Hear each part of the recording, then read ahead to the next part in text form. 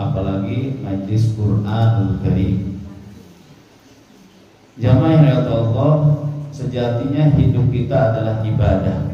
Sejatinya hidup kita adalah ibadah. Apa dalilnya Pak Ustaz? Dalam surah Az-Zariyat 56. Wa ma khalaqtul jinna wal insa illa liya'budun.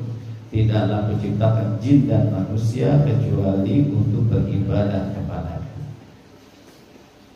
Kemudian dalam surah Al-An'am 162 sampai 163, ya, Qul inna salati wa nusuki wa mahyaya wa mamati lillahi rabbil alamin. Maka dalam kehidupan kita sebagai hamba Allah, makhluk di antara makhluk-makhluk yang diciptakan oleh Allah, maka senantiasa kita beribadah. Ibadah mahdhah, ibadah ghairu mahdhah, ya. Untuk senantiasa meneguhkan iman, senantiasa menjaga iman, menjaga takwa, menjaga kualitas ibadah. Itu baik itu min dzakarin aw untha, baik itu laki-laki maupun perempuan. Fala nuhyiyanahum hayatan thayyibah. Sudah janji Allah. Barang siapa beriman, barang siapa berbuat amal soleh, falanuhiyannahum hayatan thayyibah. Allah pastikan, Allah jaminkan bahwa mereka itu hamba-hamba tersebut akan diberikan kehidupan yang baik, kehidupan yang penuh berkah, kehidupan yang penuh dengan kenikmatan yang Allah berikan kepadanya. Maka tetap istiqomah kita. Mudah-mudahan dari wasilah kita hadir dalam majelis ilmu, urusannya semua beres. Kemudian juga keluarga kita, keluarga yang sakinah, mawaddah warahmah, ya, penuh barokah dari Allah.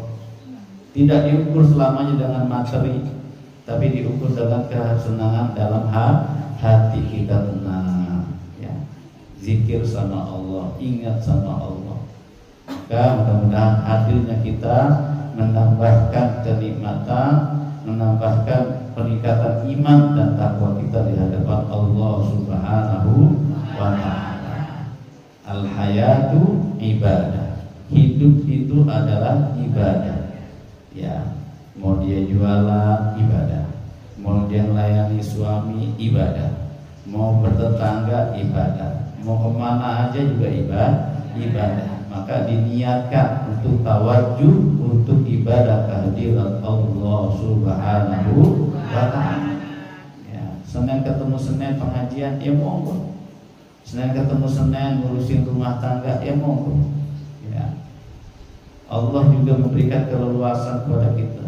Dalam surah Al-Qasas ayat 77, "Wabtaghi fima ataqallahu daral akhirah." Cari dunia enggak apa-apa, tapi wala tansa nasibaka minad dunya wa ahsin kama ahsanallahu ilaika. Maka berbuat baiklah sebagaimana Allah telah memberikan kamu kebaikan. Begitu banyak, ya.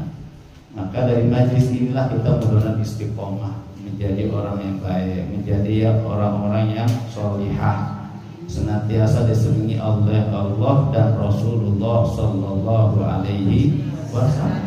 Begitu.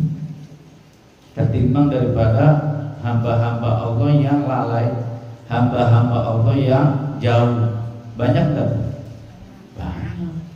Enggaklah bapak-bapak, enggak perempuan juga. Ya, banyak yang lalai di jalan Allah Subhanahu wa ta'ala. Dulu saya punya istilah dungkilin, nungguin warung aja setiap hari. Ya. Boleh berjualan, tapi ingat kepada Allah Subhanahu wa ta'ala. Ada waktu kita untuk beribadah, ada waktu kita untuk bersosialisasi, ada waktu kita untuk ngaji, membekali diri kita ketika kita nanti menghadap kehadiran Allah Subhanahu wa ta'ala. Dalam surah Al-Hijr kita diingatkan, wa'bud rabbaka hatta ya'tiyakal yaqin. Sembahlah Tuhanmu sampai nanti ajal masing-masing menyebut kita. Kita nggak kenal. Dan kalau jin juga harus sholat juga. Ya, jin makhluk daripada makhluk Allah Subhanahu wa ta'ala. Di situ mereka diminta untuk mentaati daripada Allah Subhanahu wa ta'ala. Ada jin yang kafir, ada jin yang memang dia berbakti kepada Allah Subhanahu wa Ta'ala, makhluk-makhluk Allah, ya. Kecuali para malaikat. Kalau malaikat memang dalam ketaatan selalu. Dalam surah At-Tahrim itu la ya'sunallah ma amarahum. Ya, mereka itu tidak menolak, tidak ingkar, selalu menjalankan ketaatan di hadapan Allah Subhanahu wa Ta'ala. Kalau manusia ada yang ingkar, ada yang lalai, ya, ada yang baik, ada yang lurus, ada yang istiqomah. Begitulah manusia. Karena manusia diberikan dua potensi tadi, fa'alhamaha ujuraha wa taqwaha. Kadang-kadang manusia lalai, kadang-kadang manusia taat, ya. Kadang-kadang manusia berbuat keburukan, kadang-kadang manusia dalam kebaikan. Itulah tipe manusia, ya. Ada tadi saya ngisi pagi hari pengajian sama. Kenapa sih Pak Ustadz kok gerendengin orang?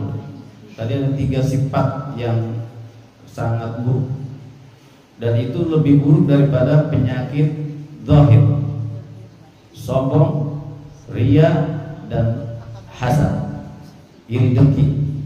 Sombong itu nggak boleh, berhak manusia untuk sombong. Yang boleh sombong adalah Allah Subhanahu wa Ta'ala. Karena kalau dia sadari setiap pemberian, setiap nikmat, setiap apa yang diberi oleh Allah itu merupakan amanah, anugerah Allah. Nyombong, Israel datang terus. Nah itu, nauzubillah. Kita lagi sombong-sombongnya, lagi tinggi-tingginya, katanya